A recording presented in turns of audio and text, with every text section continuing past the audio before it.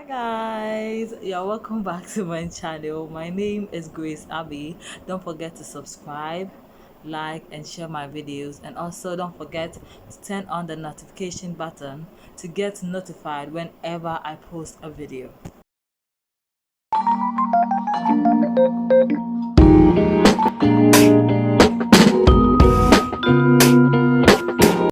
Before we begin with this video, I would like to say a very big thank you to all teachers. I would like to salute all teachers out there because the job is not easy.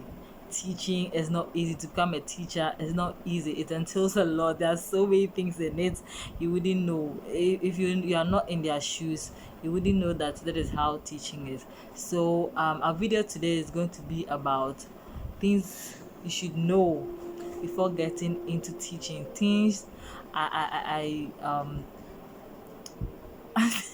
forgive me, things I learned, okay, when I was doing my observation, my 6 week observation, and I want you to know so that when you become a teacher, you are not surprised, or when you're in the teaching field, you don't find it difficult, or you be prepared before becoming a teacher. So these um tips I'm giving you is actually something I wish I knew, okay? Because during my observation, I felt it. I felt everything that was in teaching. When I say I felt it, I mean I was in their shoes because I didn't only go for observation. I was allowed to teach. And during observation, actually, you're supposed to sit down and watch how teaching and learning goes about in the classroom and in the school. Okay, so my first tip is that teaching is not for everybody. Okay, that's one thing I observed when I went on field or when I was doing my 6 weeks observation. Okay, teaching is not for everybody. Teaching is not for everybody. I'm repeating that again. Teaching is not for everybody. So during my observation, I realized one teacher, I don't know, but he comes to class. When he comes to, I mean, he comes to school. When he comes to school, he just roams about. Like, even he won't even get to assembly. You won't see him. When I went there as um a mentee, I didn't even know he was part of the teachers until I was told that he's a teacher. Okay, I'm like, because I don't see him in school often. He doesn't teach. He only comes there to give the children work. He'll just come there, give them work. And even when he's teaching in his class, the children will be just eating, talking. He doesn't care about whatever goes on in the class. And I'm like, does he really want to teach? The man I'm talking about, he's old. I mean, he's grown, he's a grown man. And okay, he'll be in his 30s, late 30s. Yes, let me give him that. He doesn't take teaching seriously. So when we're vacating, he came. I mean, they were having a teachers meeting, and then they had a parcel for the mentees, and then he came around looking for a parcel to be given to. So I went to the headmaster's office to sign something, and then I heard him complaining to the other teacher that he doesn't teach, he doesn't even come to school, and then when it's time, end of the year, and they are sharing something, he needs something. And my problem is, why don't they report these teachers? I don't know whether I don't know. I'm not. I'm in my second year. Like, I'm going to my second year, so I don't know whether they don't get enough teachers. That's why they're not reporting such people. But hey, it's all right. He wasn't showing techniques of a good teacher. He wasn't. So number one thing you have to know is that teaching is not for everybody. The second thing you have to know before becoming a teacher, and yeah, a teacher, and especially an early grade teacher, because I am an early grade teacher, is that it can be mentally draining. It can drain you physically, mentally. Goodness, especially in an early grade class, you need to take your mental health seriously before you get into teaching. Don't think teaching is all about, it's not about what you think. Teaching is really, really, really a difficult one. If you don't have the passion for it and you feel like you're going into it, you'll be mentally drained. Even those who have passion for it, it gets to a time they are mentally drained. Not because, I don't know, not because it's stressful, but it's not because it's really stressful. Because as an early grade teacher, you get complaints from students. Sometimes money will not reach, sometimes fees, like a whole lot of things entails into teaching. So before you become a teacher, your mental health is there. Because I think sometimes you can teach the kids and they won't get it. Like, the whole class won't get it. It will drain you mentally. Don't think you are free to go. You are tired. When you go and say that, you will think about it. Because when as a mentee, when I was given the platform to go and teach, I'm telling you, it got to a time I gave up because it was horrible. The experience was horrible. I was teaching, in this case, weren't getting it. I'm like, how do I even teach? And I don't know. As a teacher, you should take care of it. It drained me mentally. Like, it's an everyday thing. You get up in the morning, you go to work.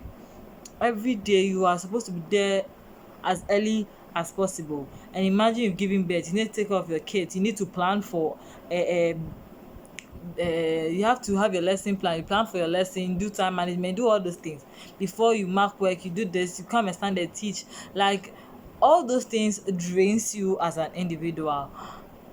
And you should take note of that it's not an easy thing. It will drain you. Okay, that's another thing you have to know before becoming a teacher. And there's one thing I observed, because it drained me. Okay, i'm I'm a young girl, but it drained me in a way that I have to be there as early as possible. I have to make sure, it got to a time I really felt this when my mentor went. I think there was an emergency, so she was off for 2 days and I had to do the teaching. So I went to school very early that time, had to plan my lesson. We've not been taught lesson planning in my first year, so I don't know how to do that.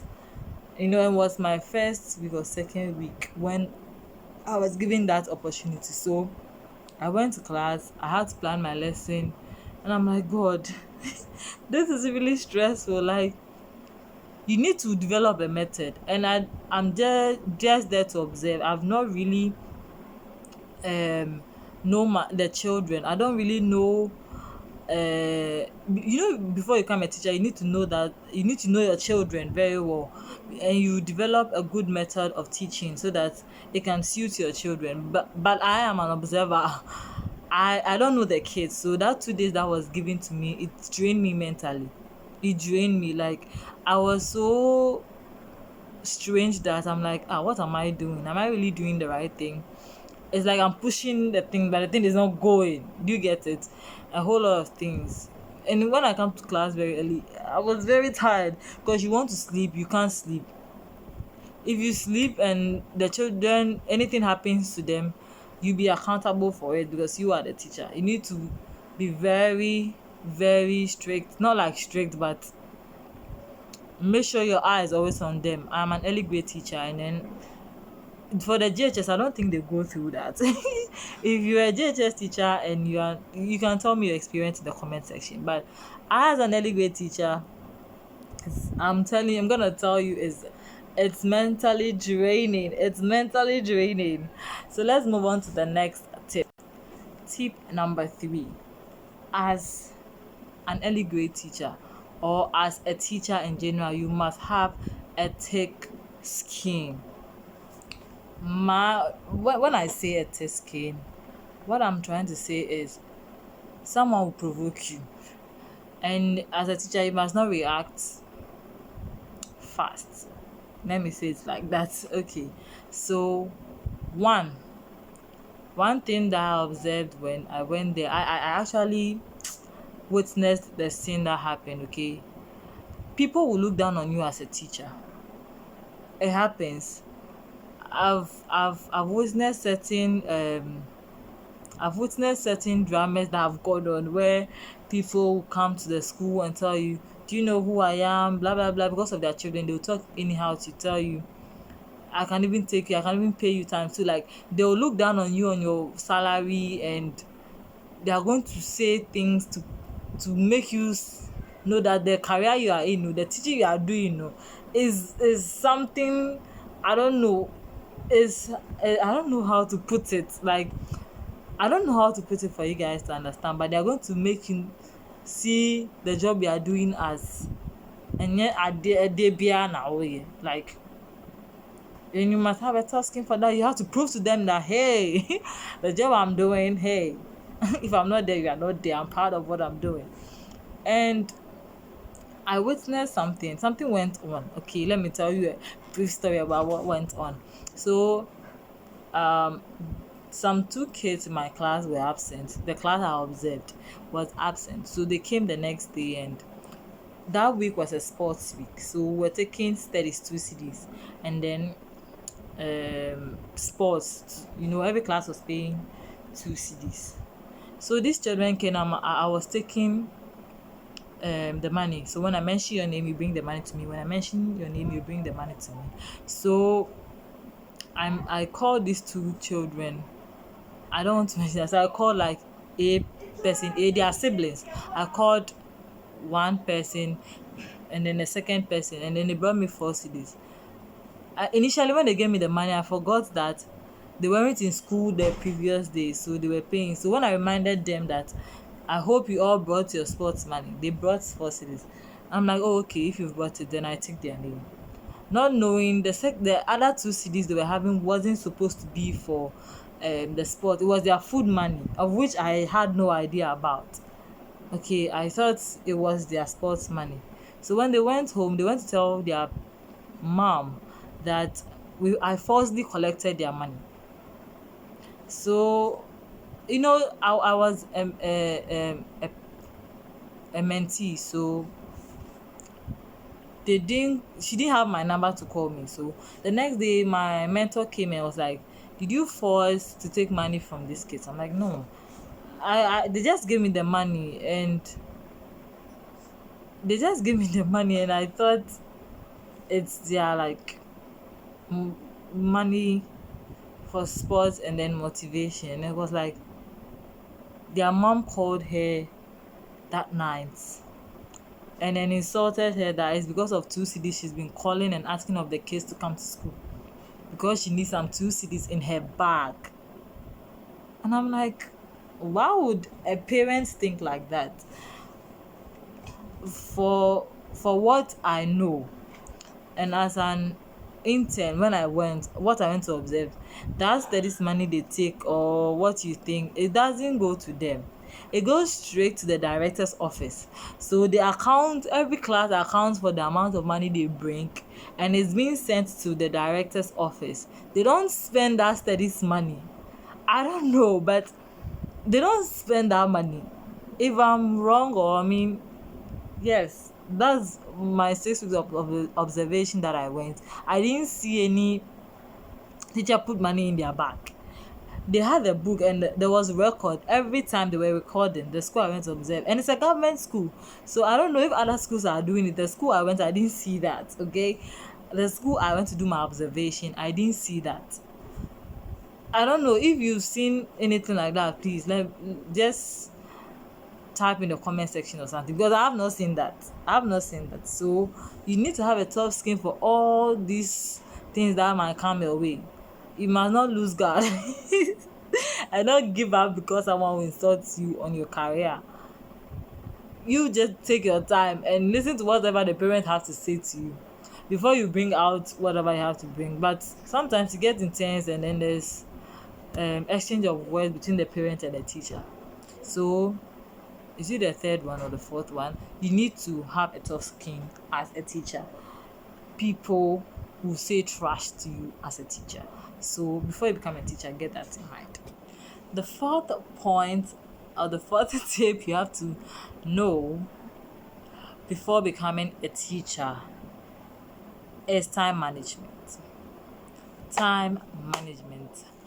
As a teacher, you need to know how to manage your time. Yes, that experience too, I had it the time I was given the platform to teach my kids. I didn't manage my time well. because I had not planned what to teach them, because I didn't do my lesson plan. I didn't plan the time that I used to teach them. The time, the way they teach JHS is different from the way early grade people are being taught, or the kindergarten people are being taught. So I didn't plan as to how my lesson will go. They were giving, before the previous day before my mentor will go, she gave me some works, some work for them to do. So I gave it to them and they did it. But after then, what happens? I've not planned for any lesson. So it wasted my time. And I think we didn't do anything that day. It was just writing. I think I made them write, do more of the writing, like the ABCD writing in the red line, because I didn't plan. So the next day, which is the Friday, it was Thursday and Friday I was supposed to teach. So the Thursday, my day didn't go well because I didn't have time management. It brought their lessons back.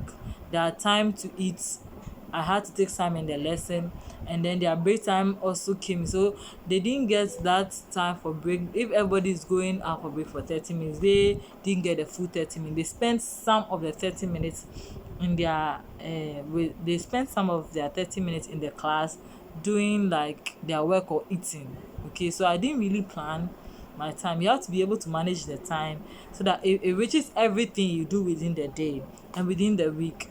Okay, so yes, so the next day I did my time plan very well, which it went perfectly. So as a teacher, you need to take your time management seriously. You should be able to take things in order.